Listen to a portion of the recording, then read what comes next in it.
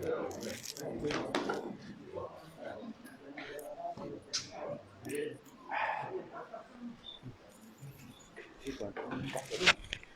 Đang minta.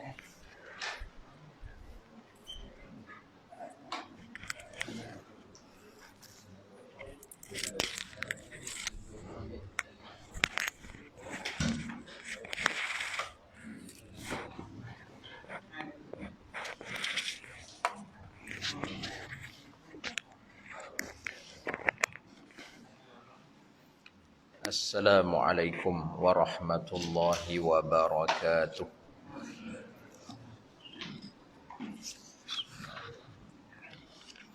Alhamdulillah rabbil alamin. Wassalatu wassalamu ala asyrafil anbiya'i wal mursalin. Sayyidina Muhammad wa ala alihi wa sahbihi wa man tabi'ahum bi ihsanin ila yaumiddin. Allahumma 'allimna ma yanfa'una wanfa'na wal muslimina bima 'allamtana wa zidna 'uluman nafi'ah. Subhanaka la ilma lana illa ma 'allamtana innaka antal alimul hakim. Wala haula wala quwwata illa billahil aliyil azim. Rabbi shrah li sadri wa yassir li amri wahlul 'uqdatam min lisani yafqahu qawli. Allahumma salli wa sallim wa barik ala maulana Muhammadin nuril mudhhib lin nisyan bi nurih wa ala alihi fi kulli lamhati wa nafasin adada ma wasi'ahu anmullah wa ba'du. Al-Mukarram Tuan Haji Kamaruddin dan seluruh jawatan kuasa tadbir Masjid Jami' Nurus Sa'adah, muslimin muslimat, hadirin hadirat yang dirahmati Allah sekalian. Alhamdulillah, bersyukur kita ke hadrat Allah Azza wa Jalla yang sekali lagi merezekikan kita untuk memulakan pagi yang penuh barakah ini dengan solat subuh berjamaah. Kita dah masuk ke pagi 13 Syakban. Betul, 13 Syakban hari ini. Dah menghampiri nisfu Syakban, separuh bulan Syakban, dan menghampiri bulan Ramadan Al-Mubarak yang insya-Allah kita mohon kepada Allah supaya kita dapat menemui Ramadan Al-Mubarak tahun ini dalam keadaan yang lebih baik dari tahun-tahun yang lepas. Dan seperti biasa, masih lagi dengan niat i'tikaf dalam masjid ini, kita sambung perbincangan kitab yang penuh barakah, kitab An-Nasaihud Diniyah wal Wasayal Imaniyah, karya Al-Imam As-Sayyid Abdullah ibn Alawi Al-Haddad rahimahullahu ta'ala wa radiya anhu wa ardah wa nafa'ana bi'ulumihi wa bi barakatihi wa bi asrarihi fid darain amin ya rabbal alamin. Kitab yang diterjemahkan ke dalam bahasa Melayu dengan tajuk Nasihat Agama dan Wasiat Iman. Masih lagi membicarakan perihal sembahyang. Sembahyang yang merupakan tiang agama, perkara yang tak dapat tidak mesti kita ambil berat. Sekurang-kurangnya sehari semalam 5 waktu yang telah Allah fardukan ke atas kita mesti kita laksanakan. Pagi ini kita masuk tajuk melazimkan diri berjamaah, muka surat 121. Kita dah laksanakan solat, kita dah cuba menyempurnakan adab yang zahir dan adab yang batin seperti yang diceritakan dengan panjang lebar sebelum ini. Hari ini kita lihat pula betapa solat yang kita laksanakan dengan menyempurnakan adab zahir dan adab batin itu tidak akan sempurna kalau kita laksanakannya seorang-seorang. Solat ni dia nak kena berjemaah. Sunnah Nabi SAW ialah melaksanakan solat 5 waktu secara berjemaah. Baik, di antara memelihara sembahyang dan mendirikannya lagi, ini termasuk dalam makna jaga sembahyang dan mendirikan sembahyang, ialah rajin melazimkan diri untuk sembahyang berjemaah. Kena usaha juga untuk solat berjemaah. Walaupun kita tak sempat ke masjid, contohnya kita bermusafir dan sebagainya. Dan hatta ketika kita diuji dengan pandemik COVID-19 yang sedang memuncak sebelum ni, ketika mana masjid dan surau dihadkan kedatangannya kepada orang-orang tertentu sahaja. Di rumah sekalipun kita solat jemaah juga. Paling kurang berdua solat jemaah juga. Lazimkan diri untuk sembahyang berjemaah. Sebab sembahyang berjemaah itu melebihi sembahyang seorang diri dengan 27 darjat. Demikian maksud dari sebuah hadis sahih. Sembahyang seorang-seorang 1 darjat. Sembahyang berjemaah 27 darjat. Kalau kata satu tempat kita jual untung RM1. Pi satu tempat lagi jual satu barang untung RM27. Kalau orang cerdik berniaga tuan-tuan, takkan dia nak pi untung RM1, betul tak? Benda boleh untung RM27. Contoh begitulah. Kalau habuan dunia tu pun kita reti nak kira, kan. Kalau 5 kali 27 kali 5 berapa dah? Mai seminggu, mai sebulan, mai setahun. Benda tu kalau kata diterjemahkan dalam bentuk material, mungkin orang ramai akan terburu-buru perkara tu. Masalahnya pahala ni dia benda gaib, benda tak nampak. Sebab tu kita rasa tak apalah, sembahyang seorang tak apa, kan. Yang penting sembahyang. Okeylah daripada tak sembahyang. Sembahyang seorang tu bukan apa, boleh sembahyang laju, kan. Boleh sembahyang derah-derah. Kadang-kadang macam tu. Boleh sembahyang lebih kurang je. Nak berjemaah ni nak kena tunggu lagi. Banyak cerita nak berjalan ke masjid lagi. Kan semua tu dia akan menggandakan pahala kita. Barang siapa yang memandang sepi terhadap keuntungan akhirat yang dianjurkan oleh agama ni. Bila Nabi SAW sebut benda ni untung di akhirat, tiba-tiba kita pandang sepi. Supaya saya sebut tadi lah. Tak apalah, sembahyang seorang tak apa. Sama aja, kan. Padahal ia tidak perlu berpenat lelah atau bersusah payah untuk mencapainya. Padahal sembahyang aja. Sopa aja. Cuma yang ni solat berjemaah. Hak tadi seorang-seorang. Tak perlu berpenat lelah pun. Bukan nak kena pergi keluar berjalan sampai 500 km ke. Tak ada lah, kan. Sampai berpeluh ke. Tak ada. Tiba-tiba dipandang sepi. Sedangkan benda tu tak perlu penat lelah. Tak perlu bersusah payah pun. Maka orang itu sebenarnya telah teruk kelalaiannya terhadap urusan agama. Maknanya orang tadi dikira lalai dalam urusan agama. Nampak tuan-tuan? Bagaimana pandangan orang-orang seperti Imam Al-Haddad rahimahullah yang memandang dari sudut pandangan agama yang sebenar. Orang yang tak mau solat jemaah ni, sedangkan dia boleh berjemaah, orang tadi tu teruk lalai dia tu. Seperti yang berlaku hari ni. Azan dikumandangkan. Tapi kita masih lagi boleh bersibuk dengan urusan dunia. Sebenarnya orangnya lalai tu. Teruk lalai dalam urusan agama tu. Dia boleh sembahyang seorang-seorang. Walaupun dia boleh hadir di tempat berjemaah. Tidak ada sebarang keuzuran. Teruk lalai dia tu. Manakala cintanya terhadap akhirat amat menipis. Macam tadi ya. Dia tak nampak. Cuba kalau benda tu ditukarkan dalam bentuk duit contohnya. Ataupun emas. Ataupun perkara-perkara keduniaan. Dia tak nampak sebab benda tu di akhirat. Pahala ni tuan-tuan, diumpama duit bagi kita di akhirat nanti. Kat dunia ni kita bergerak semua dengan duit. Di akhirat nanti, duit tu tak berguna dah ketika tu. Semua perkara yang ada di dunia ni, kalau kita boleh tukarkan kepada pahala, dia akan jadi umpama duit kita di akhirat nanti. Lagi banyak kita punya bekalan, macam kita nak bermusafir jauh. Contoh orang nak pergi Mekah, nak tunaikan haji dan sebagainya. Ada bekalan dia, persediaan dia cukup, jadi dia tak susah hati lah. Duduk pilah sampai 2 bulan sekalipun, tak usah hati dia kata. Sebab dia cukup perbekalan. Kita nak bermusafir ke negeri akhirat tuan-tuan. Perjalanan kita sangat panjang. Tiba-tiba bekal kita lebih-lebih kurang aja. Pergi ke Mekah, ada buat mana? Adalah buat 100 dia kata. Nak duduk sampai 40 hari, 50 hari, tapi bawa 100 je. Contohnya. Begitulah umpama tuan-tuan. Kita nak bermusafir ke negeri akhirat. Tak apalah, satu pahala pun tak apa. Hak satu tu pun takut. Satu tolak ni lalas tak ada apa langsung. Nampak tuan-tuan?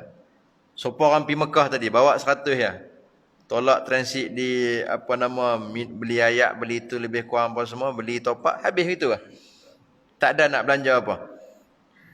Cinta terhadap akhirat amat menipis. Terutama sekali jika ia mengetahui betapa beratnya kepayahan dan kesusahan yang harus ditempuh dalam mencari keuntungan yang sedikit dari dunia yang hina ini. Dunia yang hina ni, kadang-kadang kita sanggup berpenat lelah untuk mencari keuntungan yang sedikit. Orang berniaga sanggup berpenat lelah, sanggup berpanas, berhujan. Keuntungan sedikit lah. Sebab apa? Sebab kita nampak habuan duniawi tu. Habuan akhirat, habuan ukhrawi ni, sebab kita tak nampak, maka kita pandang enteng benda tu. Kemudian, apabila ia memperoleh keuntungan yang tidak seberapa saja sesudah bersusah payah, ia akan melupakan penat lelahnya dan menganggap apa yang telah dicapai dari keuntungan dunia yang fana itu sebagai satu keuntungan yang besar. Orang kerja, kadang-kadang kerja sampai sehari 12 jam. Kadang-kadang berniaga siang malam. Keuntungannya sedikit. Taklah tara mana nak banding dengan akhirat. Kalau banding dengan akhirat memang sikit sangat. Tapi kenapa dia boleh lupakan dia bekerja 10 jam, 12 jam tu, penat lelah dia tu? Sebab keuntungan yang dia dapat tu melupakan dia terhadap segala penat lelah dia. Itu urusan dunia.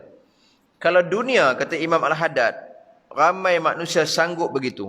Sedangkan keuntungan dunia ni dia fana, benda yang akan binasa. Kenapa kita tak bersusah payah, sedikit saja bersusah payah demi keuntungan akhirat? Bila Nabi bagi tahu 27 kali ganda, seorang-seorang 1 kali ganda. Orang yang cerdik macam tadi, macam orang berniaga tadi. Hak ni untung RM1, jual hak ni untung RM27. Barang sama-sama boleh jalan. Mesti nak ambil hak untung RM27. Betul tak? Pasal apa nak pergi ambil untung RM1 pula? Itu urusan dunia. Urusan akhirat sepatutnya tuan-tuan, kita kena loba lagi. Kita kena tamak. Sebab perjalanan akhirat ni sangat panjang. Jika ia mengetahui bahawa semua sifat-sifat yang tersebut itu ada pada dirinya. Sifat tadi Kalau urusan dunia, kita pulun. Bila mai berkait dengan akhirat, tak apalah. Yang penting solat sudahlah. Solat juga bukan tak solat, kata. Kalau ada sifat-sifat itu pada diri kita, apakah ia tidak gentar bahawa ia akan dikira kelak sebagai seorang munafik di sisi Allah Ta'ala? Na'udzubillah. Takut-takut penyakit kemunafikan tu berjangkit pada kita. Kan munafik ni tuan-tuan, antara ciri-ciri yang Allah sebut, wa idza qamu ila shalah qamu kusala. Antara ciri-ciri orang munafik ni, apabila mereka berdiri melaksanakan solat, mereka berdiri dalam keadaan malas. Kalau kata nampak rajin pun, yura'unan nas, Allah kata, tujuan mereka ialah untuk riak, menunjuk-nunjuk pada manusia. Hari ni dia rajin lain macam ni. Dia rajin lah sebab hari ni orang ramai main rumah dia. Dandan pergi cari sejadah lah. Ada jenis begitu. Padahal tak nak semayang pun sebelum ni. Tiba-tiba bila buat kenduri rumah dia, dandan pergi cari sejadah. Tanya bini dia kuat-kuat depan orang, mana sejadah abang? Sejadah hang, tanya bini hang buat apa? Kan? Nampak sangat baru cari hari tu. Ini mereka cerita lah. Cerita. Tapi itulah realiti sebahagian masyarakat hari ni tuan-tuan. Dan benda tu Allah sebut dalam Quran. Allah kata orang munafik ni, dia berdiri solat, malas. Dia semayang juga. Dia semayang, bukan tak semayang. Sebab tu munafik. Kalau kata orang fasik, orang yang buat dosa besar, tak semayang terus. Dia tak bangkit semayang terus. Orang munafik ni, dia berlakon semayang. Tapi dia semayang dalam keadaan malas. Semayang seorang dengan semayang ramai tuan-tuan. Kan semayang seorang ni, dia boleh tipu-tipu, boleh cepat-cepat, apa semua. Jadi kalau ada peluang seorang, memang dia suka seorang. Tiba-tiba jadi rajin. Allah beritahu siap. Yura'unan nas. Kalau nampak dia rajin lain macam tu, maknanya apa tuan-tuan? Tujuan dia adalah tu. Ada benda lah tu. Mungkin hari tu bakal mak mentua dia mai kan, contohlah ni kan. Tiba-tiba rajin. Ada sesuatu lah tu. Ada sesuatu yang menyebabkan dia rajin. Orang munafik ni kalau kita kaji tuan-tuan, selain daripada surah Al-Munafiqun, dalam ayat-ayat yang lain, dalam surah yang lain yang menceritakan tentang orang munafik ni, Allah ceritakan ciri-ciri mereka ni dengan detail, cara detail. Sebab tu orang munafik di Madinah tu, mereka seperti cacing kebanasan. Sebab Allah dedahkan semua yang mereka sembunyikan tu satu persatu. Depa semayang pun Allah cerita, depa semayang macam mana. Depa semayang tu malas. Kalau tiba-tiba rajin nak tunjuk ke orang, Allah cerita sampai begitu. Orang munafik ni. Sebab tu munafik ni, kalau tulen munafik, dia akan berada di lapisan neraka yang paling bawah sekali. Ini tulen munafik tuan-tuan. Tulen munafik ni seperti Abdullah bin Ubay bin Salul. Adapun kalau orang yang ada ciri munafik, kadang-kadang dia bukan munafik 100% lagi. Tapi kalau dibiarkan lama-kelamaan, kalau cakap bohong, berjanji dia mungkiri, diberi amanah dia khianat, berbalah melampaui batas, dibiarkan lama-kelamaan dia subur, jadi munafik tulen. Kita khawatirin tu. Sebab tu tak boleh biasakan perangai orang munafik. Antaranya kalau solat dalam keadaan malas. Orang mukmin dia solat dalam keadaan dia seronok. Nabi SAW sebut, وَجُعِلَتْ قُرَّةُ عَيْنِي فِي الصَّلَةِ, dijadikan kesejukan mataku, makna seronok. Sejuk mata ni makna keseronokan dalam sembahyang. Sembahyang Nabi dan para sahabat ni, mereka seronok dengan sembahyang. Serupa kita lah. Kalau kata kita makan benda yang kita suka, kita akan makan dalam keadaan penuh menikmati makanan tu. Tapi kalau makanan tu kita tak suka, terpaksa makan juga. Kita makan tu sebab nak ambil hati orang, hak jamu tu. Makan dalam keadaan terpaksa, makan malam-malam. Macam tu rumah tuan-tuan. Bila solat ni kita pandang sebagai satu hadiah daripada Tuhan, kita akan solat seperti mana solatnya Nabi SAW dan para sahabat. Seronok rasa solat. Dan nak masuk waktu tu rasa seronok. Tak sabar bila nak solat lagi ni. Orang soleh begitu. Tapi orang munafik sebaliknya. Bangun solat dalam keadaan malas. Takut ciri-ciri munafik tu ada pada kita. Na'udzubillah. Ataupun ia akan tergolong orang-orang yang masih mengesyaki janji-janji Allah Ta'ala. Ataupun adakah kamu ragu dengan janji Allah? Bila Nabi SAW sebut begitu, maknanya itu wahyu daripada Allah. Nabi bagi tahu semayang seorang 1 pahala, semayang jemaah 27 pahala. Tiba-tiba kita tak pulun 27 tu. Ada syak ke pada janji Allah? Yang tu kita khawatir tu. Maknanya ada masalah keimanan di situ. Setakat ini belum ada berita yang sampai kepada kita.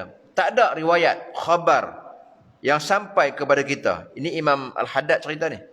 Orang yang alim, sangat alim seperti beliau itu tak pernah dengar riwayat yang mengatakan bahawa Rasulullah SAW pernah bersembahyang sendirian sekalipun 1 sembahyang saja. Ini cerita setelah difardukan solat 5 waktu. Setelah peristiwa Isra' dan Mi'raj tu. Tak ada riwayat yang sampai kepada Imam Al-Haddad dengan kealiman tu, dia tak jumpa kata hak Nabi sembahyang seorang-seorang. Hatta ketika musafir pun Nabi solat jemaah. Ketika perang pun solat jemaah lagi. Solat khauf dia ajar berita. Tuan-tuan bayangkan, ketika nak perang sekalipun solat berjemaah. Apatah lagi ketika aman macam kita ni. Abdullah bin Mas'ud radhiyallahu anhu berkata, seorang sahabat Abdullah bin Mas'ud berkata, sebenarnya tidak ada seorang pun di antara kami para sahabat yang akan terlewat dari sembahyang jemaah melainkan orang munafik yang terang kemunafikannya. Zaman sahabat tuan-tuan, ketika tu kalau Nabi SAW mengimamkan solat berjemaah di Masjid Nabawi, ada orang beriman yang tak pergi sembahyang jemaah ataupun dia terlewat dari sembahyang jemaah, kata Abdullah bin Mas'ud, yang itu orang munafik kata. Zaman mereka tu, hak tak pergi sembahyang jemaah ni orang munafik. Kalau kita nak pakai apa nama ukuran yang sama zaman lah tuan-tuan, agak-agak berapa ramai munafik. Agak-agak berapa ramai munafik. Hak yang sembahyang seorang-seorang, hak sembahyang, kalau kita nak kira lah kan, kalau kita nak kira begitu. Kan? Dalam zaman Rasulullah sallallahu alaihi wasallam sering kelihatan orang tua yang dipapah antara dua orang menuju ke saf untuk semayang. Hak tua tak larat pun akan ada orang papah dia bawa pergi semayang. Lantaran sudah terlalu tua dan tidak berdaya, sampai tak ratus sekali.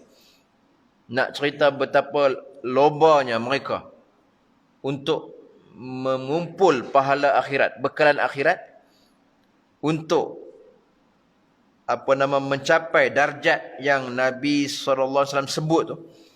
Sampai dah tua, uzur pun orang papah bawa juga.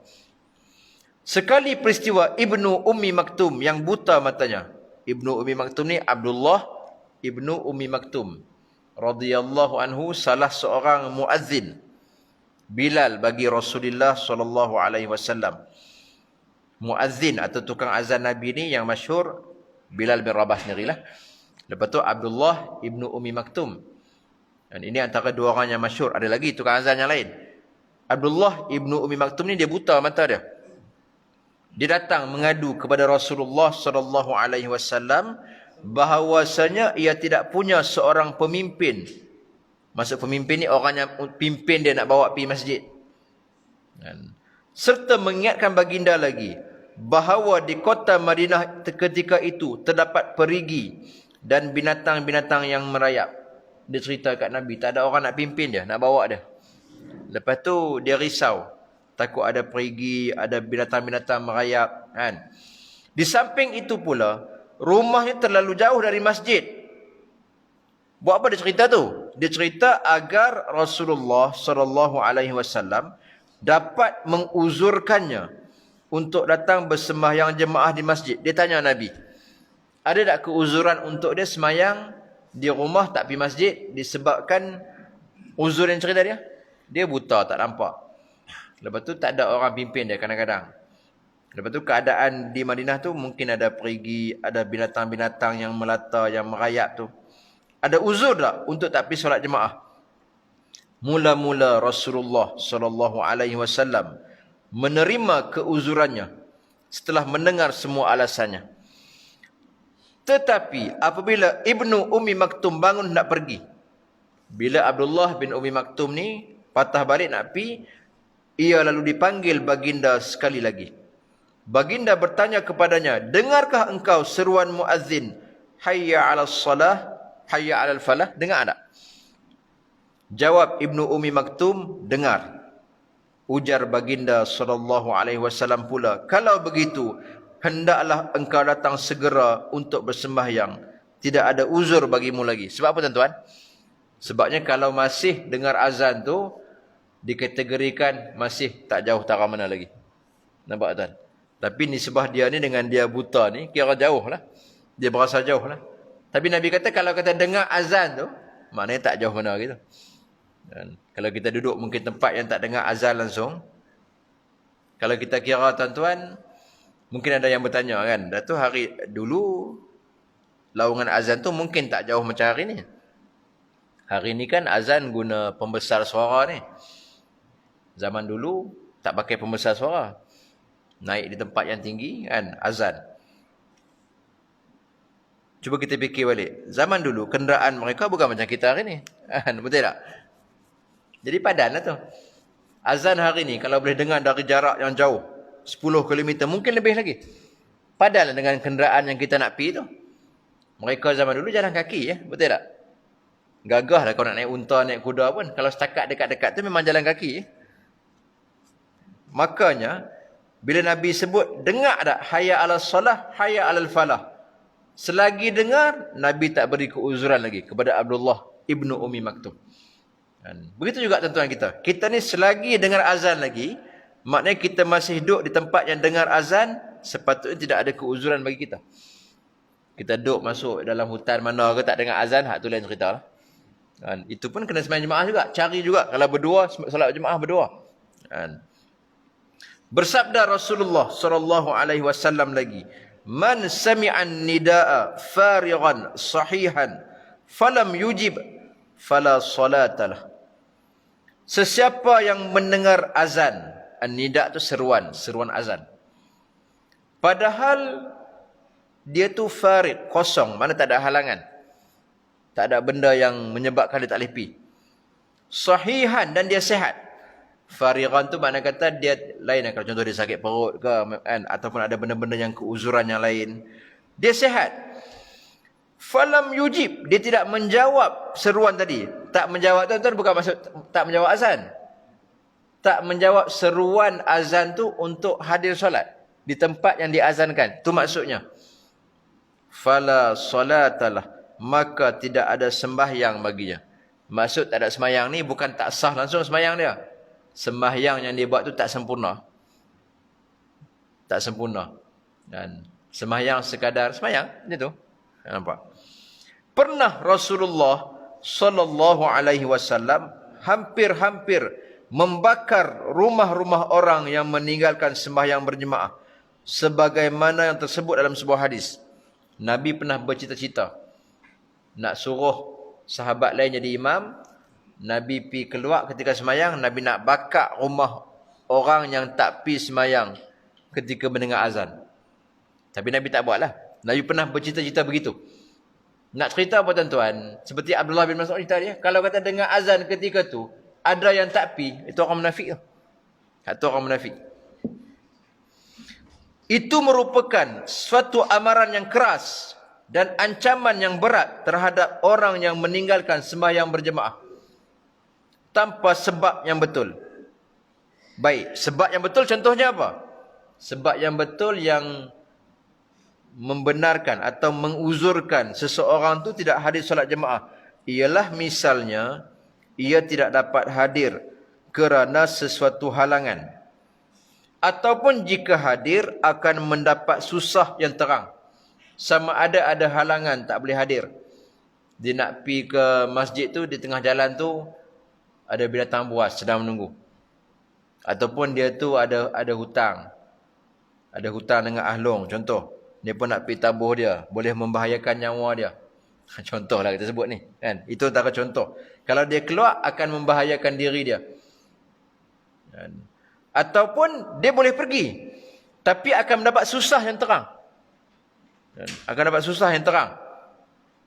Yang sukar dapat ditanggung oleh kebanyakan orang.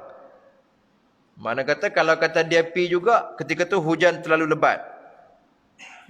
Jalan nak pergi ke masjid tu penuh dengan lecak. Ni cerita di kampung lah ni. Kalau dia pergi situ dia akan berlemuh. Akan apa? Habis semua. Kena kepada dia. Dia boleh pergi. Tapi dalam keadaan susah. Yang sukar ditanggung. Maka ketika itu bolehlah kalau kata dia tak hadir. Ada keuzuran. Dalam pada itu, jika ia cubakan juga dirinya untuk hadir, maka itulah yang lebih utama. Dan pahala yang akan diterimanya tentulah besar. Dia usaha juga. Walaupun hujan dah terlalu lebat tu, ada keuzuran untuk dia. Tapi dia usahakan juga. Macam hari ni tak ada masalah, kan? Kita macam-macam benda ada. Payung ada, baju hujan ada, kenderaan ada, banyak benda lah. Nak pula kita duduk di pekan, bukan duduk di kampung, kan? Jalan tar semua tak ada masalah apa, kan? Dia usaha juga untuk hadir. Ketika tu dia akan dapat pahala yang lebih besar lagi. Sebab dia ada mujahadah untuk hadir di situ. Kecuali dalam beberapa hal yang di luar dari kesanggupannya. Hak tu tak boleh hadir lah. Contohnya apa? Misalnya dia kena sakit buang-buang air yang tidak berhenti-henti. Cirit-birit contohnya. Dan jika dia datang untuk berjemaah juga, dikhawatiri akan mengotorkan masjid dengan najis atau seumpamanya itu. Kalau macam tu tak happy lah. Sebab ketika tu keuzuran dia tu akan menyebabkan mungkin mudarat kepada orang lain atau perkara yang lain. Dan kalau macam hari ni kita boleh kata uzur lah. Kalau kata orang yang bergejala tu, dan dah dinasihatkan tidak hadir supaya tidak menjangkiti orang lain. Yang tu pun masuk dalam uzur juga lah. Dan bergejala. Dan bukan saya saja buat gejala. Ada orang jadi macam tu, kan? Bila dengar azan dan dia menguap. Dengar azan dan dia macam-macam. Kan? Dengar azan dan nak pergi jamban lah apa semua. Ada jadi gitu. Yang tu dia mungkin gejala banyak sangat hantu dalam perut dia. Saya dengar azannya, dia pergi jamban. Asal dengan azannya, kalau kata waktu asar dengan azannya, dia mengantuk. Subuh telah lah kan. Subuh saya cerita lah kan. Bila main azan tuan-tuan, dia akan ada dia punya tu gejala-gejala yang pada tubuh badan tu. Sebelum tu cergah. Sebelum tu sembang semua. Bila main azan dia mula menggeliat, rasa mengantuk. Yang tu mungkin dalam perut tu banyak sangat hantu kan. Banyak sangat setan dalam perut tu kan. Baik. Keuzuran itu maksudnya ialah melepaskan orang yang uzur itu dari tanggungjawab, tidak berdosa. Itu maksudnya. Bila ada uzur, dia tak pi, maknanya dia terlepas daripada dosa. Ini kalau pendapat yang mengatakan solat jemaah tu fardu ain. Ada juga ulama mengatakan begitu. Tapi kalau macam kita mazhab Syafi'i ini, sama macam majoriti ulama mengatakan solat jemaah fardu kifayah, tapi taklah berdosa. Kan? Cumanya seperti tadilah. Tapi itu mana kata kita mensia-siakan peluang yang amat besar. Sembahyang seorang-seorang tu macam sekadar melepas batuk di tangga bagi orang yang ada kemampuan untuk solat jemaah. Tapi sembahyang seorang-seorang mana tadi? Dah ada ciri-ciri. Dia khawatiri ciri-ciri kemunafikan tu masuk dalam diri dia. Khawatir masalah keimanan. Tak yakin. Macam tak seronok dengan janji Nabi. 27 pahala. Rasa tak rasa apa-apa. Khawatir penyakit. Krisis keimanan tu berlaku pada iman dia. Kan? Mazhab Syafi'i tak pergi solat jemaah tak berdosa. Sebab solat jemaah tu fardu kifayah. Ini sama dengan pendapat majoriti ulama. Tapi dia akan jadi begitulah. Akan jadi semayang tu semayang yang sekadar nak lepas semayang saja. Ada kalanya dapat pahala juga. Ada juga orang tak pergi jemaah dapat pahala. Macam mana tu? Sesudah melepaskan tanggungjawab bagi orang yang benar-benar beruzur. Contohnya macam mana? Yakni ia benar-benar ingin hadir jika boleh. Sedang hatinya merasa sedih dan kesal kerana tidak dapat hadir. Sehingga terluput daripadanya perkara taat kepada Allah Ta'ala. Dan tidak berpeluang membesarkan apa yang dianjurkan olehnya. Nak cerita apa tuan-tuan? Dia cerita seorang yang sebelum tu memang dia melazimi jemaah. Tiba-tiba dia ada keuzuran yang menyebabkan tak boleh sembahyang jemaah. Hati dia menyesal. Maka ketika itu, walaupun dia tak boleh pergi sembahyang jemaah, tetap dia akan dapat pahala jemaah yang sempurna. Kalau Kuala Ketir tu ada seorang, hamba Allah tu. Semua orang kenal dia. Kalau kata pi masjid Kuala Ketir, memang dia ada. Di tiang tu. Dengan jubah putih dia. Kalau saya sebut nama, orang kenal semua lah. Lepas tu Allah uji dia. Dia sakit apa nama tu, prostat. Kan? Sampai dia terpaksa pakai kencing keluar tak berhenti. Kena bawa beg tu. Dia tak pergi sembahyang jemaah dah lah. Kalau mula tu sembahyang jemaah pun tak pergi mula tu. Dan ni dia pergi sembahyang jemaah juga tapi dia duduk luar. Kan? Dia duduk tak masuk ke dalam. Tapi sebelum tu, memang orang dah kenal dia berapa lama. 5 waktu memang tak ada miss langsung. Kalau tak ada di masjid tu, makna kata dia bermusafir lah tu. Memang tak 5 waktu. Memang dia akan ada. Maknanya, lah ni hak dia tak dapat pergi ke masjid 5 waktu berjemaah tu. Dia memang niat nak pergi. Tapi disebabkan keuzuran tu, dia tak boleh pergi. Itu pun mungkin dia semayang berjemaah juga di rumah dia. Kan? Di tempat dia tu. Tetap dia akan dapat pahala insya-Allah. Seperti mana dia hadir sebelum ni. Sebab orang yang memang dia nak pergi. Tiba-tiba diuji dengan keuzuran, sakit dan sebagainya. Pahala yang memang dia buat dapat sebelum ni. Hak tu pahala di masjid. Pahala iktikaf di masjid lagi. Pahala kaki dia melangkah lagi. Semua tu Allah akan tulis. Allah akan arahkan malaikat untuk tulis dengan sempurna. Walaupun ketika ni dia tidak dapat hadir lagi seperti sebelum ni. Itu untungnya kita orang Islam ni tuan-tuan. Bila kita dah biasa buat kebajikan, buat satu amal tu, kita istiqamah, tiba-tiba bila mai kita sakit, kita dah tua, kita uzur nanti tak dapat pi, tak dapat buat, kita memang nak pi tapi tak mampu. Jadi kalau dia pi juga, dia sebab tu, dia memang kencing tak berhenti. Terpaksa bawa beg tu untuk halang najis dia. Ketika tu uzur tu Allah tahu. Pahala yang sempurna tetap dia akan dapat. Nampak tuan-tuan?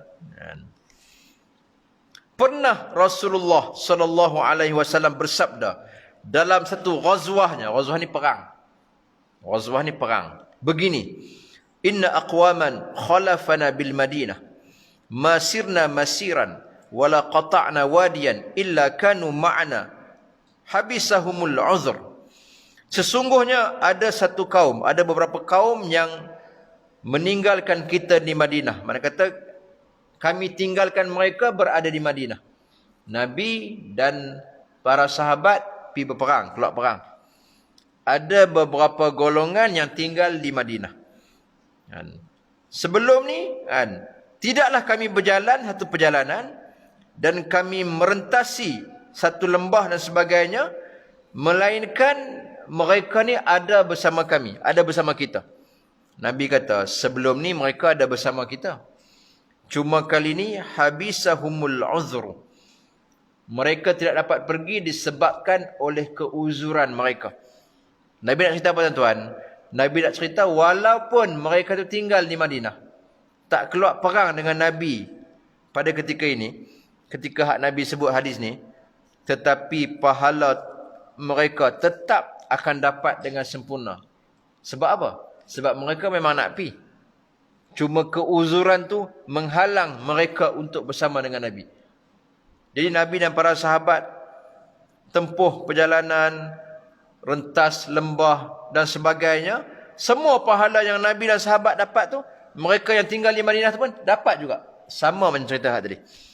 Orang Nabi biasa solat berjemaah, orang Nabi buat biasa amalan-amalan tertentu. Ketika muda di istiqamah, baca Quran dalam khatam, dalam keadaan waktu tertentu. Tiba-tiba bila main dia tua, dia uzur, tak larat dah, mungkin dah berkurang, dia akan dapat pahala sama macam ketika dia muda dulu. Nampak tuan?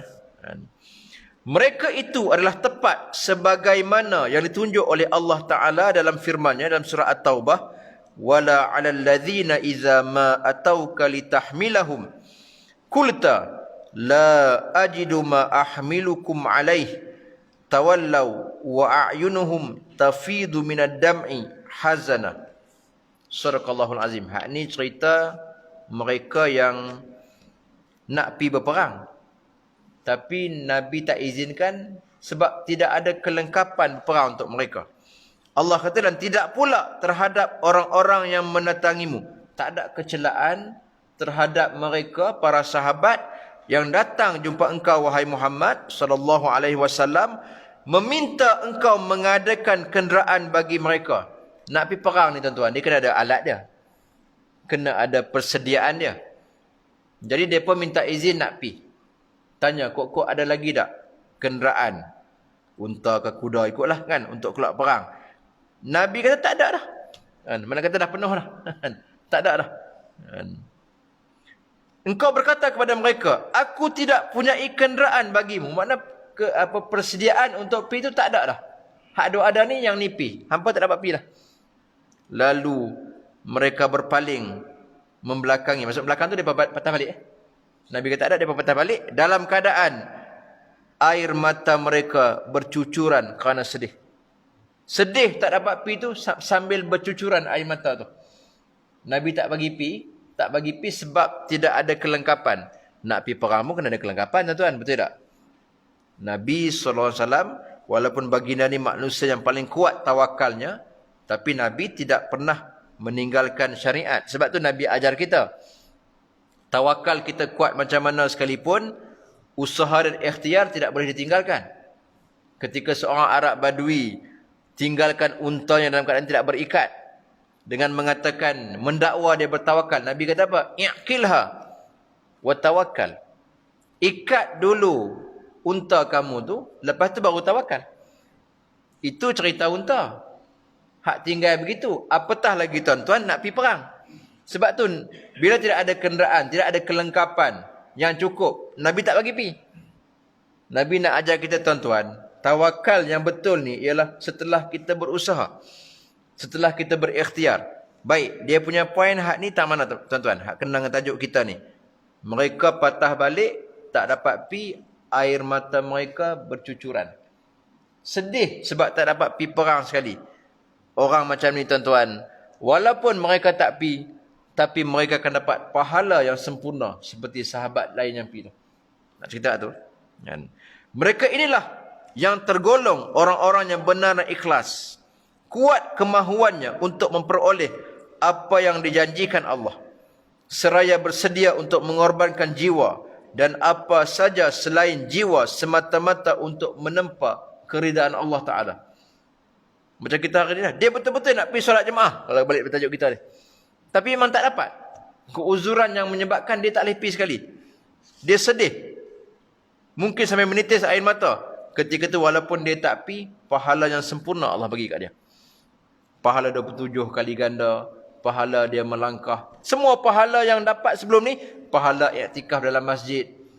Pahala-pahala tu walaupun dia sembahyang kat rumah seorang-seorang ataupun jemaah dengan isteri dia sebagai contoh, tetap dia akan dapat pahala yang sempurna seperti yang dia duk buat sebelum ni. Dan oleh itu berhati-hatilah anda agar tidak terundur dari sembahyang berjemaah tanpa sesuatu uzur yang sah. Ini tuan-tuan satu peringatan untuk saya sendiri dan kepada tuan-tuan sekalian. Kita ni berada di akhir zaman di mana kita lihat kadang-kadang solat berjemaah ni dipandang enteng benda tu. Solat pun ramai yang tinggal lagi. Solat berjemaah ni macam kita semua sedia maklum. Perkara tu kita pandang macam kita hak semayang ni pun kadang-kadang kita fikir tak apalah, yang penting semayang. Fikiran macam tu kita kena buang. Tak cukup sekadar semayang saja. Semayang kena berjemaah. Sebab itu sunnah Nabi. Kita kata kita nak ikut sunnah. Antara sunnah baginda yang baginda tak tinggalkan ialah solat berjemaah. Jangan sampai tertinggal jemaah tanpa uzur yang sah yang boleh anda kemukakan kelak di hadapan Allah Ta'ala yang mengetahui segala perkara yang gaib. Kata Imam Al-Haddad, takut-takut kita bertemu Allah nanti, kita tak boleh nak menyatakan hujah.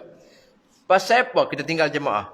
Baik, dalam usia kita berapa puluh tahun ni, berapa banyak kita tinggal solat jemaah. Agak-agak macam mana kita nak kemukakan hujah di hadapan Allah nanti. Sebab tu benda yang lepas, kita istighfar banyak-banyak, kita muhasabah diri kita. Yang mai ke depan ni, peluang masih ada ni, masjid dan surau terbuka luas ni, kita usahakan untuk tidak tinggal solat berjemaah, tuan-tuan. Tidak mengapalah kiranya ada satu uzur yang memaksa anda supaya tinggal di rumah, kerana anda rasakan perkara itu ada baiknya, ataupun ada maslahatnya bagi urusan agama dan dunia. Kalau tidak, maka jangan sampai anda mengundurkan diri dari pergi berjemaah di masjid pada waktu-waktu sembahyang yang ditentukan itu. Kalau betul-betul ada, tak apa. Siap jawapan nanti, kata Imam Al-Haddad, di hadapan Allah. Jika perlu, ajak orang di rumah, sekalipun seorang saja untuk bersembahyang bersama-sama anda. Tak dapat pi, ada keuzuran yang memang tak boleh pi jemaah, cuba juga untuk berjemaah di rumah. Di rumah sekalipun, selama ni pun kita dapat latihan kan. Sebab tu tak boleh pergi masjid hari tu kan. Kita berjemaah di rumah. Tahun lepas kita solat tarawih pun di rumah. Itu latihan untuk kita solat berjemaah juga walaupun di rumah. Walaupun tak boleh hadir masjid, tak boleh hadir surau, tetap kita usaha untuk jemaah juga. Supaya anda terlepas dari tanggungjawab dan mendapat pahala pula. Kerana kelebihan pahala berjemaah itu akan diperoleh dengan sembahyang seorang imam dan seorang makmum. Paling kurang nak dapat pahala jemaah, tuan-tuan, puan-puan, 2 orang. Seorang imam, seorang makmum, dah dikira berjemaah. Dah dapat pahala 27 yang Nabi SAW janjikan.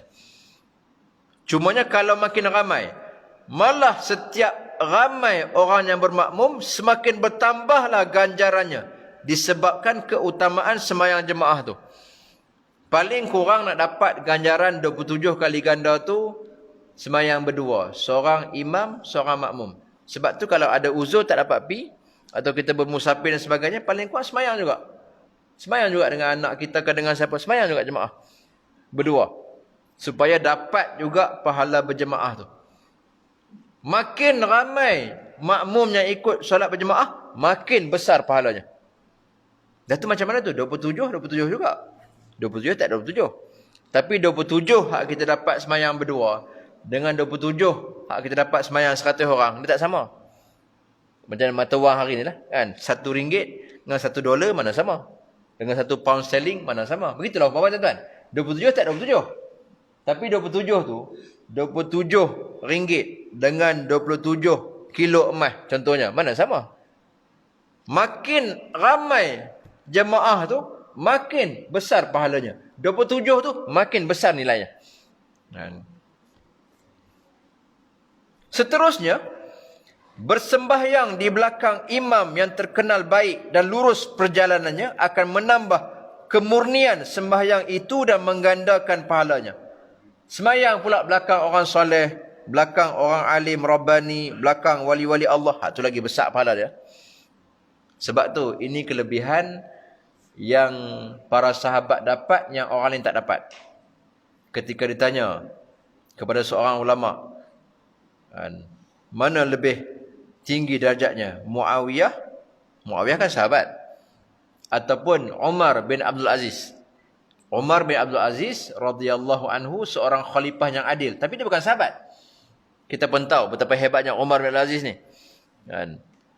Muawiyah seorang sahabat, tapi kenapa disebut nama Muawiyah? Sebab Muawiyah ni kan ada berlaku krisis antara dia dengan Sayyidina Ali. Itu urusan mereka, para sahabat. Baik, maka dijawab oleh ulama tu, sahabat ni tuan-tuan, dia semayang sekali belakang Nabi pun habis dah kita. Itu belum kira dia pergi berjuang lagi. Debu-debu kaki mereka tu pergi berjuang bersama dengan Nabi tu, mana kata habis dah ibadat kita semua hidup ni, tak lawan mereka lah. Mereka semayang sekali belakang Nabi tu, dapat doa dari Nabi tu. Kita semayang semua hidup, tak dapat macam tu. Sebab apa tuan-tuan? Doa Nabi dengan doa kita sama tuan-tuan? Mana sama? Sebab tu tak boleh nak dibandingkan orang lain. Hebat macam mana sekalipun, hatta seperti Umar bin Abdul Aziz sekalipun, nak banding dengan sahabat, tak dapat tuan-tuan. Orang hak jumpa Nabi dengan orang tak jumpa Nabi. Mai kita zaman ni, ulama besar macam mana sekalipun, nak lawan dengan sekecil-kecil sahabat, tak boleh lawan tuan-tuan. Sebab bila sebut sahabat ni, mereka jumpa Nabi sekali tu, mereka semayang belakang Nabi sekali, mereka aminkan doa Nabi sekali tu, itu benda yang kita memang tak dapat buat semua hidup kita. Nampak tuan-tuan? Nak ceritanya, sembahyang belakang Nabi, hak tu paling utama lah. Macam kita, Nabi tak ada dah. Makanya kalau kita boleh semayang belakang orang soleh, semayang belakang wali-wali Allah, semayang belakang alim Rabbani, itu satu kelebihan yang tidak boleh kita tinggalkan. Sebab tu dalam fiqh ada masalah i'adah solat, ulang solat. Ada beberapa keadaan yang kita dah solat fardu, tapi sunat juga kita i'adah, ulang balik solat kita. Contohnya macam tadi, contohnya kalau kata dia semayang seorang sebab tak jumpa jemaah. Mungkin dia memusafir ke di mana, tiba-tiba ada nampak orang semayang jemaah. Ketika tu sunat dia ulang balik solat dia, walaupun dah solat fardu. Antaranya apa lagi? Dia dah semayang jemaah. Mungkin semayang di surau kampung dia, di masjid. Semayang biasa lah, kan? Sama-sama kita. Tiba-tiba dia pergi ke tempat lain, dia tengok ada ulama besar, kan? Ada orang soleh, main lama-lama sekali. Mungkin ada majlis, kan? Habis lewat, baru semayang jemaah isyak. Orang tu jadi imam. Ketika tu sunat juga kita ulang solat kita, walaupun kita dah solat sebelum ni, untuk dapat fadilat atau kelebihan sembahyang di belakang orang-orang yang soleh, orang-orang yang dekat dengan Allah. Itu antara perkara yang sunat, diulang balik solat fardu walaupun kita dah solat. Dipanggil i'adah, sunat mengulang balik solat. Kalau boleh semayang belakang imam yang terkenal baik, lurus perjalanannya, akan menambah kemurnian sembahyang itu dan menggandakan pahalanya. 27 belakang mereka tu tak sama dengan 27 belakang orang biasa-biasa. Nilai tak sama. Sebaliknya, bersembahyang di belakang imam yang tidak mempunyai sifat-sifat tersebut akan mengurangi darjat sembahyang tu. Pahala 27 juga. Tapi nilai 27 tu dia ringan. Ni kalau kata teruk sangat, RM27 je. 27 juga. 27 tak 27 sebab tu janji Nabi. Tapi mana sama RM27 dengan $27? Mana sama? Jauh bezanya. Contoh, saya nak bagi faham. 27 tak 27. Tapi nilai tak sama tuan-tuan. Lantaran itu, hendaklah anda berusaha dan memilih untuk bersembahyang di belakang imam yang sudah terkenal dengan sifat takwa. Kalau boleh semayang dengan, sebab tu imam, pemilihan imam ni dia begitulah. Selain daripada ciri faqih, kemudian ciri imam lagi dia qari. Maksud qari ni bukan maksud dia tu orang yang suara sedap dan sebagainya. Itu bonus lah. Qari ni makna kata bacaannya tu betul. Terutamanya Al-Fatihah. Sebab Al-Fatihah ni yang rukun dalam solat. Faqih sama juga. Bukan mesti orang tu alim fiqh, semua 4 mazhab atau satu kitab fiqh semua. Dia fokus masalah solat yang berkait dengannya. Kalau contoh dia ni pakar muamalat, tapi bab solat tak pakar, tetap bagi orang yang pandai solat tu jadi imam. Masalah faqih dalam solat ni, faqih berkaitan dengan solat. Contohnya hak ni dia pakar apa? Dia pakar ilmu faraid, tapi bab solat dia tak apa reti. Contoh kita kata, kalau ada. Yang ni memang dia mahir betul bab solat. Dia mengaji bab kitab solat, tentang solat ni ngaji habis semua. Bab lain tak reti. Tanya pilah hak lain muamalat ke semua tak reti. Yang tentang solat ni suruh jadi imam lagi. Sebab apa? Sebab ini cerita solat. Sama juga sebut qari. Qari ni maksudnya Al-Fatihah tu yang paling utama. Sebab Al-Fatihah tu rukun. Cuma kalau kata berkumpul, hak ni semua reti, bab solat semua reti, yang lagi alim lagi bagus. Dia faqih susunan dia. Kalau dalam mazhab Syafi'i faqih nombor 1, kemudian qari, kemudian yang ketiga baru lihat pada waraknya. Makin warak orang tu, makin layak untuk jadi imam. Dia seorang yang faqih, dia seorang yang qari, tiba-tiba tak warak. Keluar-keluar lagi dia duduk kedai isap okok apa semua. Contoh dia kata. Hak tu pun kita kena pilih yang lebih warak lah. Tok imam yang isap okok dengan tok imam tak isap okok, carilah tok imam yang tak isap okok. Contoh dia kata.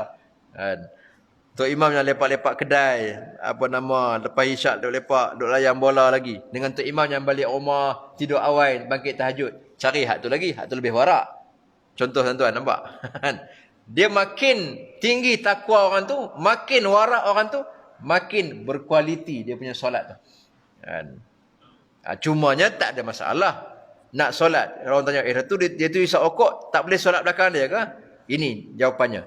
Ini dari segi keutamaannya saja, keutamaan. Adapun nak kira solat ni, tak ada masalah.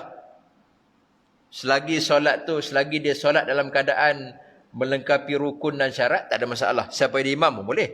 Kerana Nabi SAW telah bersabda, "Sallu khalfa kulli barrin wa fajir." Tidak mengapa bermakmum di belakang imam yang soleh ataupun yang fasik. Boleh. Tak ada masalah. Hatta tok imam ni dari segi hukum fiqh nak cerita sah lah. Daripada buat cerita tu lah, betul tak betul wallahu alam lah. Kan? Tok imam rukuk-rukuk, jatuh risik nombor ekor dari sini. Zaman dulu mungkin berlaku benda tu. Zaman dah ni payah jumpa. Dah tak ada orang lain jadi imam. Kira di kampung tu dialah yang paling kemas sekali banding orang lain. Dia pun baru nak berubah juga. Rukuk, risik nombor ekor. Jatuh. Semayang sah, tak ada masalah apa. Nampak tuan? Dari segi semayang sah. Semayang tu yang penting lengkap rukun, lengkap syarat, sah. Tak ada masalah apa. Cumanya dari segi keutamaan. Sama tadi lah. Tok imam tu isap okok, tok imam tu tak warak apa semua. Boleh ke semayang belakang dia? Boleh. Yang tak boleh kalau tengah semayang isap okok. Itu tak boleh lah. Tengah semayang isap okok. Yang tu tak boleh lah. Itu bukan dia. Ini cerita dia isap okok sebelum semayang. Itu cerita lain. Lepas tu dia gosok gigi apa semua, dia pergi semayang lah. Kalau tak gosok gigi ketika pergi semayang pun masih sah lagi, cuma makruh lah. Tak ada adab. Nak cerita tuan-tuan apa dia? Solat belakang siapa pun, selagi syarat, rukun lengkap, insya-Allah tak ada masalah apa. Cuma dari segi keutamaan. Yang mana lebih layak? Lagi tinggi takwa orang tu, lagi tinggi warak orang tu, tak cukup sekadar faqih dan qari saja, lagi bagus. Lagi bernilai solat itu. Baik. Kemudian mengenai berjalan kaki ke masjid, panjang lagi tu. Jadi kita berhenti setakat dulu tuan-tuan. InsyaAllah kita akan sambung lagi nanti.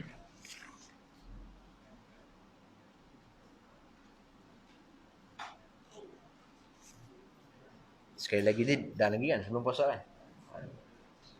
Kalau bulan puasa pun jalan macam biasa kan. Sekali lagi. Kalau bulan puasa jalan macam biasa. Subuh. Subuh macam biasa kan. Macam biasa. InsyaAllah. Wallahu a'lam bis-shawab wal marji'u ila Allah. Allahumma ahsin akibatana fil umuri kulliha wa ajirna min khizyi dunya wa azabil akhirah. Wa sallallahu ala sayyidina Muhammad wa ala alihi wa sahbihi wa sallam walhamdulillahi rabbil alamin.